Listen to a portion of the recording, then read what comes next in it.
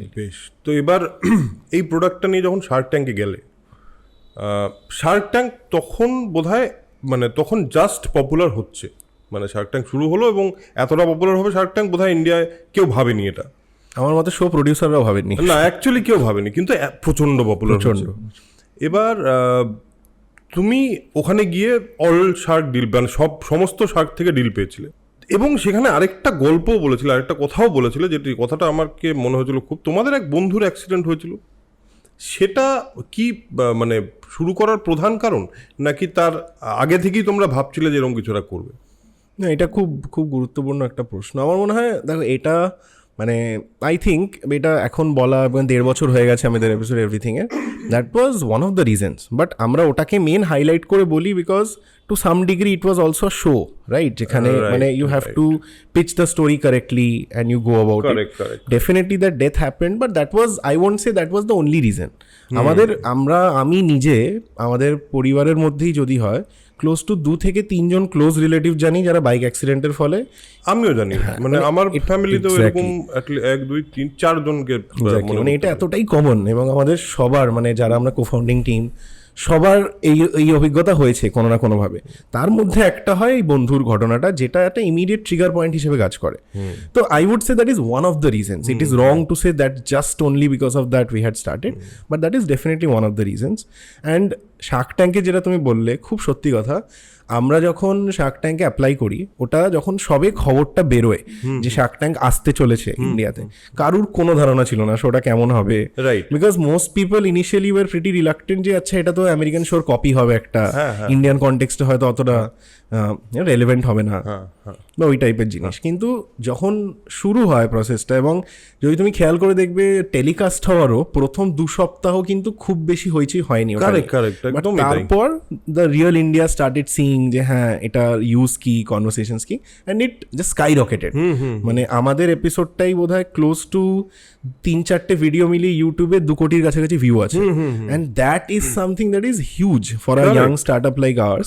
Because ওটা আমরা অন্য কোনো পদ্ধতিতেই যদি রিচ করতে যেতাম, it would have costed us a lot more money. Correct. So that way I think the distribution of the show is the biggest success আমার মতে any day, more than the money you get on funding, because probably 50 lakh 1 crore as a startup funding is not that huge an amount. It's a good capital to start, but it's not that big an amount is funding, but the distribution is massive. এবং the publicity আর কি পুরোটাই। আচ্ছা, এবার এই যে তোমরা গেলে ইয়েতে, এবার অবভিয়াসলি শার্ক ট্যাঙ্কে যারা বসে আছে তারা প্রত্যেকেই এস্টাবলিশড বিজনেসম্যান। এবার তাদের প্রত্যেকের কাছ থেকে তুমি যখনই অফার পেলে, তার মানে দে আর ভ্যালিডেটিং যে হ্যাঁ your start up has something in it, মানে কিছু তো আছে। এইটা পাওয়ার পর সমস্ত শার্ক থেকে যখন ডিল পেলে, তখন অবভিয়াসলি ভ্যালিডেট তো ফিল করলেই, কিন্তু শুধুমাত্র নমিতা আর আমানকেই চুজ করলে কেন? এইটা হলো আমার প্রথম মানে আরেক সেকেন্ড প্রশ্ন আর কি। না, এটা খুব খুব ভ্যালিড একটা প্রশ্ন, এবং আমি মজা করছিলাম একটু আগে যে এই প্রশ্নটা বোধহয় যে কোনো সেশনে এখন অব্দি গেছি সবাই জিজ্ঞেস করেছে, বিকজ হ্যাঁ মানে that's the most and that's legitimate also. আমাদের দিক থেকে 2টো র্যাশনাল ছিল মেন। এক, আমাদের প্রথমে বুঝতে হবে আমরা সিজন 1-এ গেছিলাম, যেমন সিজন 2-তে যারা যাচ্ছে বা পরবর্তী সিজনেও যারা যাবে, they have much more understanding প্রত্যেকটা পার্সোনালিটির ওপর শার্কসদের। এই জন্য তুমি যদি দেখো সিজন 2, যেমন আমার এটা একটা অবজেকশন এসছে যে বড্ড বেশি মানে ফর ল্যাক অফ বেটার ওয়ার্ডস খাপে খাপ মনে হয়, রাইট, যে পিপল আর গোয়িং নোয়িং যে একে এটা বলতে হবে তাহলেও কনভিন্স হবে, ওকে এটা বলতে হবে কনভিন্স হবে। আমাদের সময় ইট ওয়াজ আ ব্ল্যাঙ্ক ক্যানভাস, কোনো আইডিয়া নেই। তা আমরা 5 জনের ব্যাপারে রিসার্চ করেছি। আমরা মোটামুটি শুটের 1 সপ্তাহ আগে জানতে পারি কোন 5 জন থাকবে, কারণ টোটাল 7 জন ছিলেন, তো এপিসোড ওয়াইজ ডিপেন্ড করে যে কোথায়। তো আমরা জানতে পারি আমাদের ক্ষেত্রে এই 5 জন থাকবেন। তখন আমরা আমাদের রিসার্চ শুরু করি। এবার রিসার্চ করে প্রথম যেটা বেশি না ঘেঁটেও বোঝা ইজি যে boAt is a consumer electronics company. তো Aman would have idea on consumer electronics, right, that was one thing we kept aside. বাকি 4 জনের মধ্যে উই নিউ প্রত্যেকের থেকে কী কী ভ্যালিউ পেতে পারি। যেমন Piyush could have helped in distribution, online offline both model together. ওর যে পুরো অফলাইন বিজনেসটা আছে that would have been helpful. Anupam with his experience, Ashneer with his experience, Namita with his background, everything. তো এই মাইন্ডসেট নিয়ে আমরা ট্যাঙ্কে ঢুকেছি, এটা আই থিঙ্ক ফার্স্টে ক্লিয়ার করা দরকার। তারপর পিচ হয় যা হয়, এবার যেটা দেখায় clip that is a 15-14 minute clip, but actual শ্যুটটা আমাদের চলেছিল ক্লোজ টু 1.5 ঘন্টা বা 1.5 ঘন্টার কাছাকাছি, মানে অ্যাকচুয়াল পুরো পিচটা যার থেকে এডিট করে 15 দেখানো হয়, এবং অ্যাভারেজ পিচ চলে 45 মিনিট। তো it's a very long pitch, যার মধ্যে অনেক কিছু ওরা এডিট আউট করে দেয় and they give you a filtered version.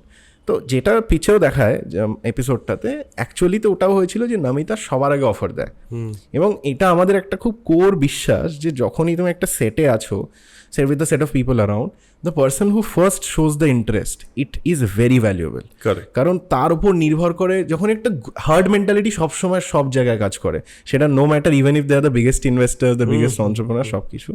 তো যখনই একজন হ্যাঁ বলে, it becomes easier for the others to get convinced, right? তো ওটা একটা থট চ্যানেল, আর Namita was the first to say yes. So now if we combine both these two rationales, Namita was the first to say yes and was very excited, and Aman had the expertise of consumer electronics. Correct.